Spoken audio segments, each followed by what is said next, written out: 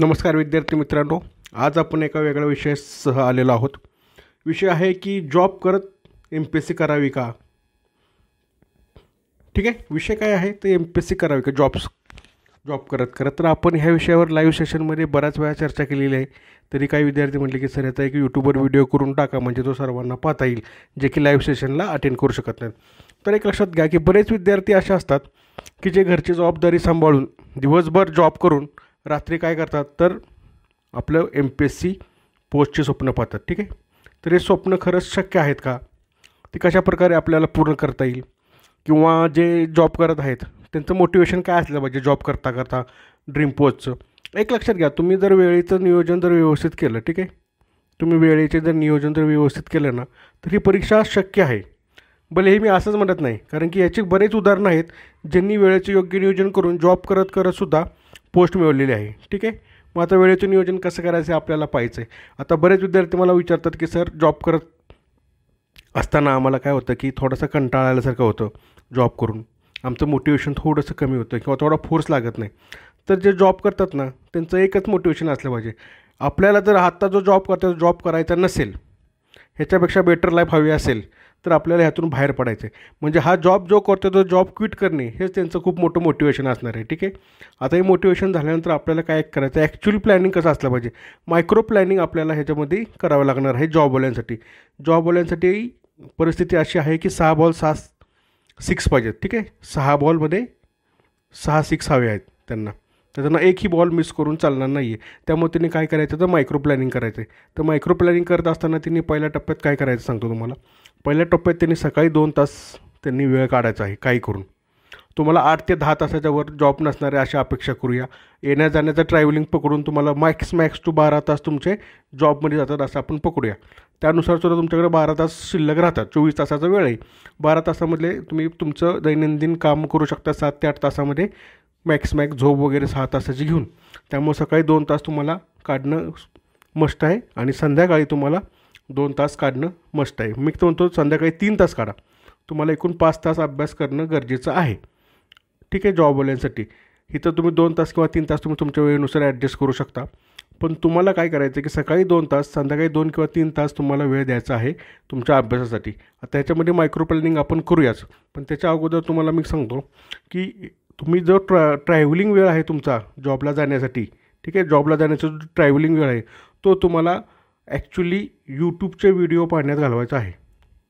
ठीक आहे, यूट्यूबचे व्हिडिओ पाहिजेत तुम्हाला. आता ते व्हिडिओ कोणते पाहिजेत ते मी तुम्हाला सांगणारच, पण जॉबवाले जे ट्रॅव्हलिंग करत आहेत त्यांनी यूट्यूबचे व्हिडिओ पाहिजेत. जे बसमधून जातात, कारमधून जातात त्यांनी व्हिडिओ पहा, किंवा जे टू व्हीलरवर जातात, ठीक आहे, टू व्हीलरवर जातात त्यांनी काय करायचं तर की तो व्हिडिओ लावायचा आणि कानामध्ये हेडफोन टाकून आपलं ते ऐकत जायचं आहे. म्हणजे वेळ तुम्हाला घालवायचा नाही. काय घालवायचं नाही तिथं मी सांगितलेलं आहे, 6 बॉल 6 सिक्स. ते जर प्लॅन असेल तरच तुम्ही तो कंटिन्यू करायचा आहे प्लॅन. ठीक आहे, इथपर्यंत झालं. आता तुम्हाला सकाळी 2 तास, संध्याकाळी 3 तास देत असताना तुम्हाला सकाळी कोणत्या विषयाला वेळ द्यायचा आहे. तुम्हाला सकाळी जॉग्रॉफी, पॉलिटी किंवा हिस्ट्री ह्या विषयांना वेळ द्यायचा, ह्यापैकी एक कोणता तरी. ठीक आहे, संध्याकाळी तुम्हाला इकॉनॉमिक्स किंवा सायन्स यापैकी एक विषय घ्यायचा. आणि एक लक्षात ठेवा, सकाळी एक विषय घेतला तर संध्याकाळी वेगळा विषय घ्यायचा. म्हणजे सकाळी इथं हिस्ट्री घेतला तर संध्याकाळी इथं हिस्ट्री घ्यायचा नाही. इथं तुम्ही या दोनपैकी कोणताही विषय घ्यायचा आणि शक्यतो कॉम्बिनेशन असंच ठेवा जेणेकरून की तुमचा अभ्यास वेळेत पूर्ण होऊन जाईल. ठीक आहे, तर सकाळी 2 तास तुम्हाला काय करायचं आहे की ह्या विषयापैकी एक कोणताही विषय तुम्हाला घ्यायचा आहे, आणि संध्याकाळी काय करायचं आहे तर ह्या 2 विषयापैकी तुम्हाला एक विषय घ्यायचा आहे. ठीक आहे, आता घ्यायचं आहे म्हणजे नेमकं कसा अभ्यास करायचा आहे ते पण मी तुम्हाला सांगणारच आहे. तुमचं सकाळी संध्याकाळचा जर असा प्लॅन झाला तर तुमचा जो लंच टाईम असणार आहे, लंच टाईममध्ये जर तुम्हाला 10 ते 15 मिनटं जर मी एक्स्ट्रा मिळत असतील तर तुम्हाला ह्याच्यामध्ये काय करायचं आहे, करंट अफेअरचे व्हिडिओ पाहिजे यूट्यूबवरती. ठीक आहे, 10 ते 15मध्ये 2x स्पीड किंवा 1.x स्पीड, एवढं बारीक डिटेलिंग तुम्हाला मी सांगतो आहे की 1.5x स्पीड करून तुम्हाला करंट अफेअरचे व्हिडिओ पाहिजे आहेत. तुम्ही कमेंटमध्ये म्हणजे कमेंट करू शकता करंट अफेअर्सबद्दल, मी तुम्हाला व्हिडिओची लिंकसुद्धा पाठवू शकतो. ठीक आहे, इथपर्यंत झालं. तुम्हाला सकाळी 2 तास, संध्याकाळी 2 ते 3 तास. सकाळी या 3 पैकी एक विषय घ्यायचा आहे, संध्याकाळी या 3 पैकी एक विषय घ्यायचा आहे. प्लस तुमचं विकेंडला काय असणार आहे, तुमचे विकेंड जे असणार आहे ते पूर्ण जो की रिव्हिजन प्लॅन असणार आहे. काय ह्या जो वीकमध्ये जे काय केलं ते पूर्ण रिव्हिजन करायचं, प्लस काय करायचं तुम्हाला PYQ बघायचे, प्लस काय करायचे तुम्हाला MCQ सॉल्व करायचे. म्हणजे PYQ MCQ दुपारच्या वेळेस तुम्हाला सॉल्व करायचे, सकाळच्या वेळेस तुम्हाला फुल डे तुम्ही जे काही विकली प्लॅन केला होता त्याचं तुम्हाला रिव्हिजन करायचं आहे. इथपर्यंत तुमच्या लक्षात आलं हा प्लॅन काय आहे तुमचा. आता तुम्हाला मी सांगणार आहे की आता अभ्यास म्हणजे नेमका करायचा कसा. आता इथपर्यंत तुम्हाला हा विषय क्लिअर झाला, ठीक आहे. आता हे बाकीचं मी थोडंसं साफ करून घेतो, ठीक आहे. इथपर्यंत हा विषय तुम्हाला साफ झाला असेल, झाला. आता लक्षात आलं तुम्हाला, इथपर्यंत तुम्हाला कळलेलं असेल की आता नेमकं वाचायचं म्हणजे काय करायचं. तर 2 तासामध्ये आम्हाला तुम्ही सांगताय या 2 तासामध्ये तुम्हाला आम्ही अभ्यास कसा करायला पाहिजे, म्हणजे काय म्हणतो त्याला इफेक्टिव्ह अभ्यास असा त्याचा कसा होऊ शकतो. तर इफेक्टिव्ह अभ्यासाला तुम्हाला 2 गोष्टी करायच्या आहेत. एक म्हणजे तुम्हाला योग्य मेथड वापरायची आहे अभ्यासाची, ठीक आहे. योग्य मेथड तुम्हाला वापरायची आणि दुसरं म्हणजे काय तुम्हाला स्टँडर्ड रेफरन्सेस वापरायचे आहेत. तुम्ही ट्रायल अँड एरर करू नका. तुम्ही स्टँडर्ड रेफरन्सेस वापरा किंवा मेथड वापरा, किंवा ह्या स्टँडर्ड रेफरन्सेसला जर तुम्हाला तेवढा वेळ नसेल, म्हणजे तुमची परीक्षा जवळ आली असेल, 5-6 महिन्याची एक्झाम असेल, तर तुम्ही काय करू शकता, तर स्टँडर्ड नोट्स वापरू शकता. तुम्हाला नोट्स वापरायला काही हरकत नाही. तुम्ही स्टँडर्ड नोट्स वापरू शकता ज्या की रेफरन्स बेस असतील, ठीक आहे. तर तुम्हाला ह्या नोट्स वापरायच्या आहेत किंवा स्टँडर्ड रेफरन्स वापरायचे आहेत. आणि तुम्हाला मेथड काय वापरायचे आता मी तुम्हाला सांगतो. आता तुमच्याकडे स्टँडर्ड नोट्स असतील किंवा स्टँडर्ड रेफरन्स असतील, तर आता तुम्हाला काय करायचं आहे, तुम्हाला पहिल्यांदा त्याचं फर्स्ट रीडिंग करायचं आहे. एक जनरल तुम्हाला ते समजलं पाहिजे, ठीक आहे. एक जनरल तुम्हाला त्याची आयडिया आली म्हणजे रफली तुम्हाला पटकन एक फास्टमध्ये रिव्हिजन करायचं आहे. म्हणजे काय एका दिवसात करायचं नाही आहे, पण तुम्ही आता समजा 1857चा उठाव जर घेतला, ठीक आहे. सकाळच्या वेळी 2 तासात तुम्हाला 1857चा उठाव तुम्ही काय करायचं आहे, पहिल्यांदा वाचून घ्यायचं आहे. सेकंड डेला तुम्हाला काय करायचं आहे, हाच 1857चा उठाव तुमचं कंटिन्यू ठेवायचा. जोपर्यंत हा टॉपिक पूर्ण होत नाही तोपर्यंत पुढे जाऊ नका. नाही तर काय होईल, नुसतंच वाचन वाचन वाचन वाचन वाचन होत जाईल आणि त्याचं आउटपुट काहीच निघणार नाही. लास्टला नुसतंच वाचन राहत जाईल. त्यामुळे हा टॉपिक जर घेतला तर त्याचं टॉपिक तुम्हाला पहिल्यांदा फर्स्ट रीडिंग करायचं आहे.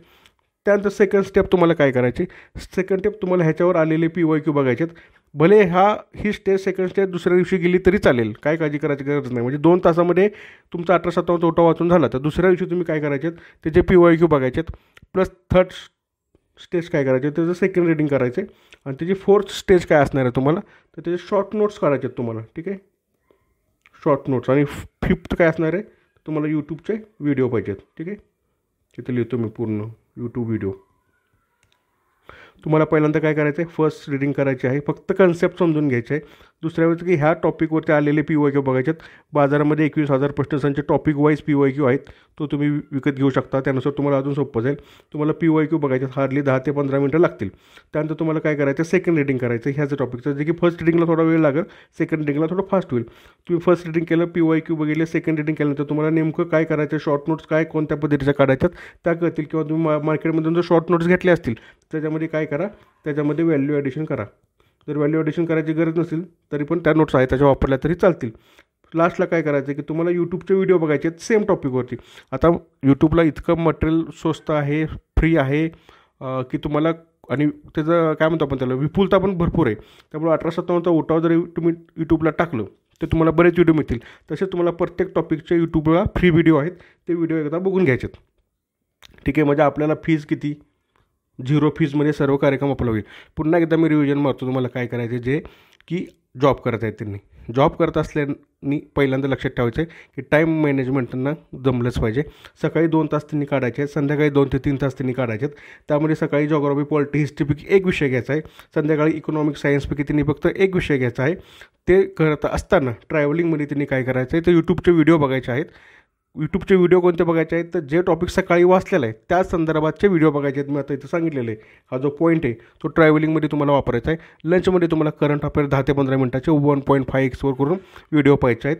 प्लस तुम्हाला वाचन कसं करायचं किंवा अभ्यास कसा करायचा आहे, तर तुम्हाला पहिल्यांदा फर्स्ट रीडिंग करायचं आहे, PYQ पाहायचे आहेत, सेकंड रीडिंग करायचं आहे, शॉर्ट नोट्स तयार करायचे आहेत किंवा आणि यूट्यूबचे व्हिडिओ पाहायचे. शॉर्ट नोट जर तुमच्याकडे ऑलरेडी अवेलेबल असतील तर त्यामध्ये व्हॅल्यू ॲडिशन करा. व्हॅल्यू ॲडिशन करायची गरज नसेल तर तुम्ही त्याचं रिव्हिजन करू शकता.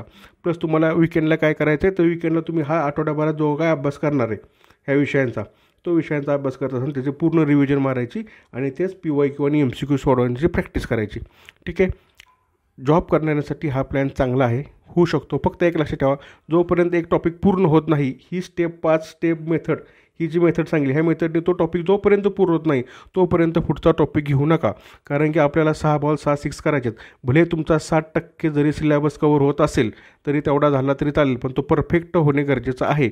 आणि तुम्हाला मोटिवेशन हेच आहे की तुम्हाला असल्या रद्दी जॉबमध्ये जर राहायचं नसेल, तुम्हाला चांगला जॉब हवा असेल तर यातून बाहेर पडण्यासाठी अभ्यास करणं गरजेचं आहे. प्लस लास्टला जाता जाता तुम्हाला सांगतो की जॉब करत करत पोस्ट मिळू शकते का, तर याचं उत्तर मी ते मोठ्या अक्षरात लिहितो, 100% मिळू शकते. आणि हे मी नाही म्हणत, तर बरेच असे तुम्हाला उदाहरणं आहेत. मी लाईव्ह क्लासेसमध्ये पण सांगितलेलं आहे आणि बरेच उदाहरणं दिलेली आहेत.